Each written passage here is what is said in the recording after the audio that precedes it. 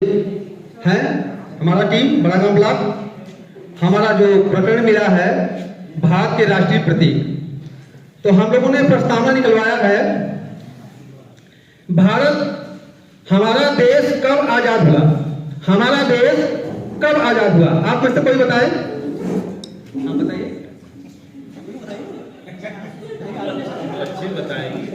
बच्चे बताएंगे। चलिए भाई, बच्चे बता देंगे, बताना चाहिए आप लोगों को, कल कोई बात नहीं। हमारा देश कब आजाद हुआ?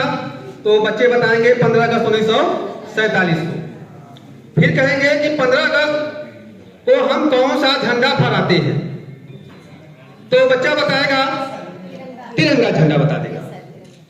तो जब तिरंगा झंडा बता देगा तब हम कहेंगे कि तिरंगा झंडा हमारे देश का क्या है? तो बोलेगा राष्ट्रीय प्रतीक बोल सकता है या राष्ट्रीय झंडा बोल सकता है। तो राष्ट्रीय झंडा अगर नहीं बता रहा है वो तुरंत बताएगा कि राष्ट्रीय झंडा है। राष्ट्रीय चिन्ह भी बता देगा तो भी ठीक है, नहीं बताएगा तो उसको समझाएंगे कि भाई राष्ट्रीय प्रतीक है, हमारे देश का राष्ट्रीय झंडा है, तिरंगा झंडा हमारे देश का राष्ट्रीय झंडा है। जब कोई देश आजाद होता है तो हर देश का एक झंडा होता है, वैसे ही हमारे देश का ये झंडा राष्ट्रीय झंडा है। फिर इसके बाद हम बताएंगे कि हर देश का एक उसको कमेटी जो है देश लेवल पर उसको कमेटी बनाकर उसको प्रतीक देते हैं, इसलिए इस झंडे को राष्ट्रीय प्रतीक का झंडा दिया गया है। राष्ट्रीय प्रतीक है तिरंगा झंडा, जो है राष्ट्रीय प्रतीक का झंडा है।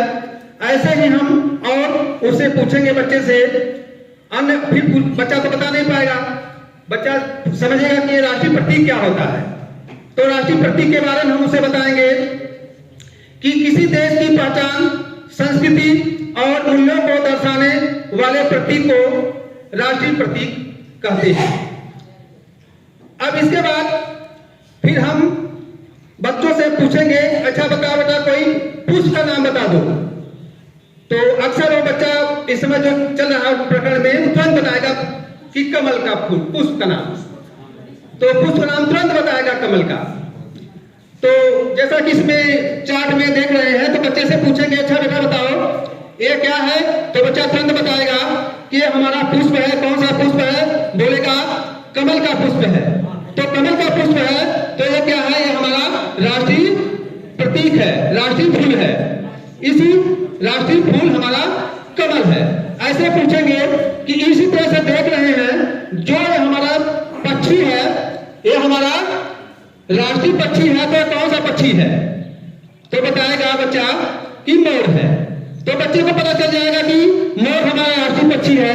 फिर कहेंगे ये फल होता है खट्टा खट्टा, हम लोग बचपन में बगीचे में मार मार कर तोड़ते थे, तो उसी ऐसे फल का नाम होता है, चार बनता भी है, उसको हम लोग खाते भी, पकाकर भी खाते हैं। इसमें देखो कहीं है, दिखाई दे रहा? तो बच्चा देखेगा हाँ नीचे है सर, कहे क्या है? कहेगा कि आम है। हमने कहेगा कि भैया ये भी राष्ट्रीय फल है। इस तरह से हम कई प्रश्नों को उसे पूछेंगे, बताएंगे राष्ट्रीय फलों पुष्पों के बारे में। इसके बाद हम बच्चे को फिर और बहुत सी बातें जो हम इसमें जो झंडा का जो हमारा चित्र बना है, इस झंडे के बारे में भी हम बताएंगे कि ये जो राष्ट्रीय जो तिरंगा में जो बीच में चक्र बना है, इसमें क्या है? तो बोलेगा एक चक्र बना है, इसमें कितनी तीलियां हैं? अगर गिन ले रहा नहीं तो हम गिन के बताएंगे, तो बताएगा कि 24 तीलियां, बीच में 24 तीलियां है। फिर इसके बाद बताएंगे कि अच्छा ऊपर कौन सा रंग है? तो अगर रंग में थोड़ा सा डिफर होगा तो लाल पीला बताएगा, लेकिन उसको समझा देंगे केसरिया रंग से रंगा होगा तो हम लोग बता देंगे ऊपर केसरिया रंग है बेटा, और नीचे जो है हरा रंग है, और बीच में जो क्या होता है सफेद होता है, और एक चक्र होता है नीले रंग का होता है, जिसमें 24 तीलियां बनी होती हैं। फिर बच्चे से हम बोधात्मक प्रश्न पूछेंगे कि हमारा राष्ट्रीय फल क्या है? तो बच्चा बता देगा मोर क्या है। बोधात्मक प्रश्न पूछ देंगे, ऐसे पूछेंगे तो उसके बाद जो हमने पढ़ाया है उसी को देख लेंगे कि बच्चों को आया कि नहीं बाद में, तो बोधात्मक प्रश्न के अंतर्गत आता है। फिर इसके बाद हम लोग गतिविधि कराएंगे, गतिविधि से हम इसी को लेकर चलेंगे। तो गतिविधि में हमने गान विधि, गीत विधि से किया है, तो इसको जो इसमें देख रहे हैं इसी पर आधारित हमने जो झंडा तिरंगा झंडा है, इसी पर हमने 4 लाइन का गीत बनाया है कि झंडा तिरंगा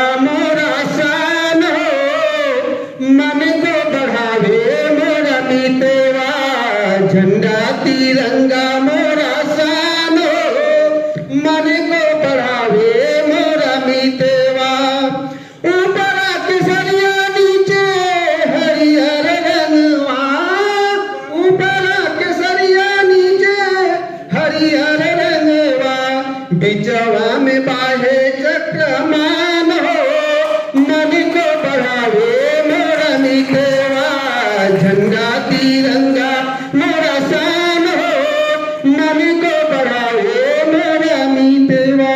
इस तरह से गीत से हम उसको मनोरंजन करा देंगे और थोड़ा सा चहल पहल हो जाएगा माहौल। इसके बाद